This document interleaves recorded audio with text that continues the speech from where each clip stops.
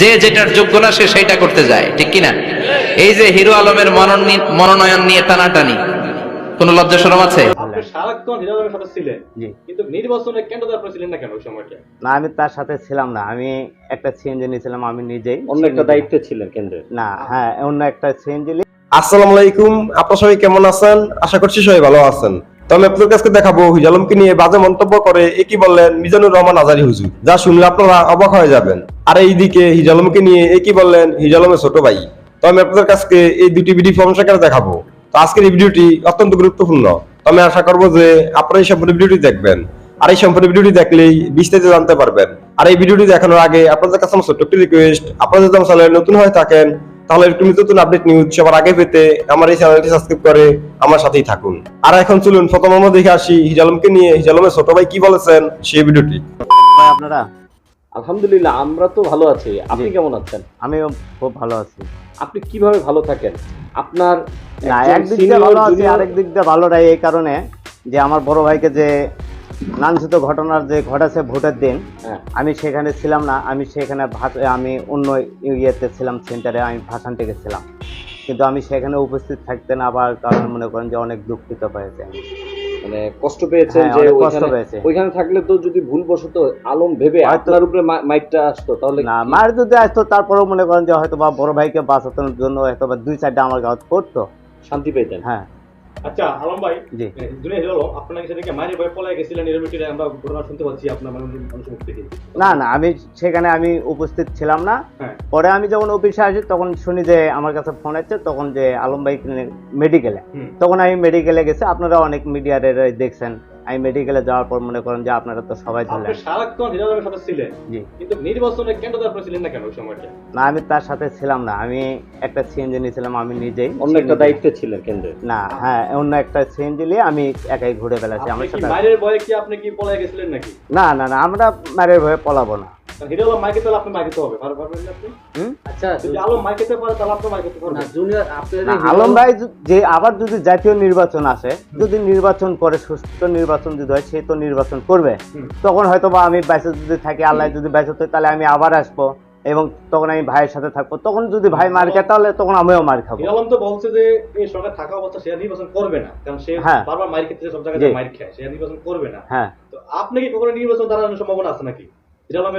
শুনেন, আমার বড় ভাই যেহেতু নির্বাচন করছে, এই যে 3বার নির্বাচন করলো, তার মধ্যে 2বারই মার খেলো। আর বগুড়া তো মনে করেন যে জিতেছে, সেই মনে করেন যে 6-9 করে ফেলে দিছে, সে তো আর হতে পারলো না। এই যে ঢাকা গুলশানে সেদিনকে মার খেলো। তো জনগণ যদি আমাকেও যদি চায়, আমার বগুড়ায় সোনাতলা সারেগান্ধী 1 আসন যদি আমার এলাকার জনগণ যদি চায় আমাকে, তাহলে আমি মনে করেন যে আমার ভাইয়ের কাছ থেকে দোয়া নিয়ে আমিও দাঁড়াতে পারি। আচ্ছা, আমরা আরেকটা ভিডিওতে দেখছি আপনি মনে কি মানে এই বিষয় না, আপনি যখন ভোট কেন্দ্রে ছিলেন তখন আপনাকে হিরো আলম ভেবে কি আপনার কোনো উপরে কোনো আকি হয়েছিল কিনা? না, আমাকে মনে করেন যে আমি যখন সিএনজি নিয়ে আরেক 2জন নিয়ে যখন আমি ঘুরছিলাম, তখন মনে করেন যে আমাকে আলম ভাই ভাবে যে ওই যে হিরো আলম যাচ্ছে ধরো, এরকম অনেক সেন্টারে বলছে। আপনার উপরে অনেক আক্রমণের আশা সম্ভাবনা, হ্যাঁ, আশা ছিল। হ্যাঁ, যেহেতু হিরো আলমের সেম কোয়ালিটি আপনি। আর আপনার তো মনে করেন যে এই যে মোয়াখালীতে কেন্দ্র আছে, সেখানে তো মনে করেন যে আমাকে ওখান থেকে তো মনে করেন যে বাই করে দিয়েছে আমাকে, ভিতরে আপনার গেটের জাতেই দেয়নি। আচ্ছা, তাহলে যখন হামলাটা হয়েছিল তখন বলেন কোথায় ছিলেন আপনি? তখন আমি ইয়েতে ছিলাম, আপনার ক্যান্টনমেন্টে ছিলাম। আমাকে সিএনজি আমাকে আটকে ফেলে দিয়েছিল। আচ্ছা, আপনার কাছ থেকে আরো কয়েকটা জিনিস জানতে চাই।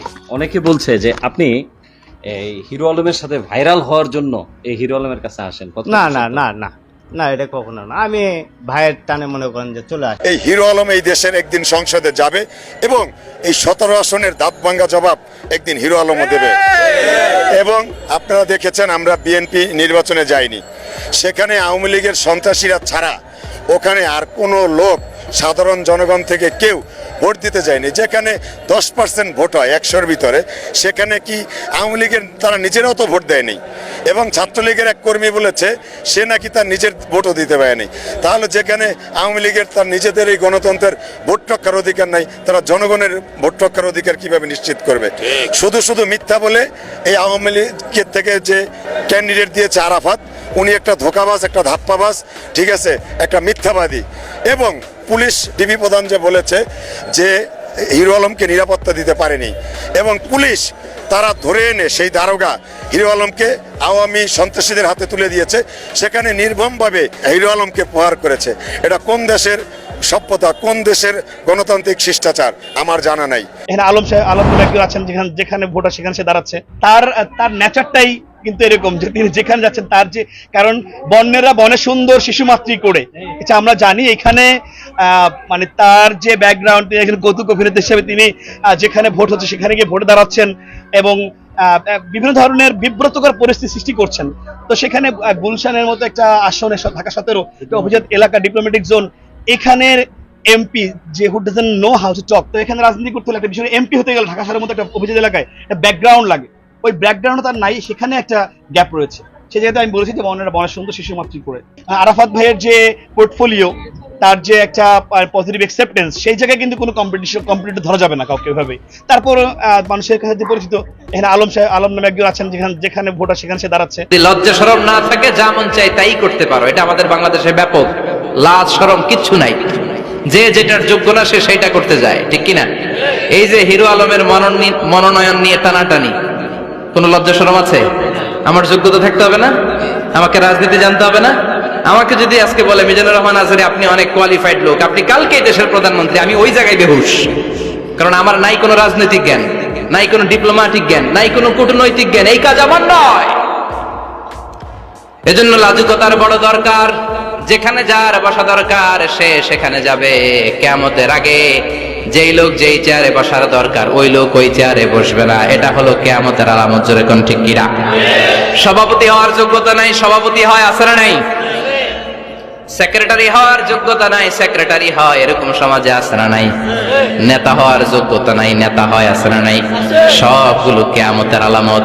তো আমি আশা করছি যে আপনারা সম্পূর্ণ ভিডিওটি দেখেছেন। তো আপনাদের যদি এই বিষয়টি নিয়ে কোনো মতামত থাকে আমাকে অবশ্যই কমেন্টে জানাবেন। আর আপনারা যদি আমার চ্যানেলে নতুন হয়ে থাকেন তাহলে আমার এই চ্যানেলটি সাবস্ক্রাইব করে আমার সাথেই থাকুন।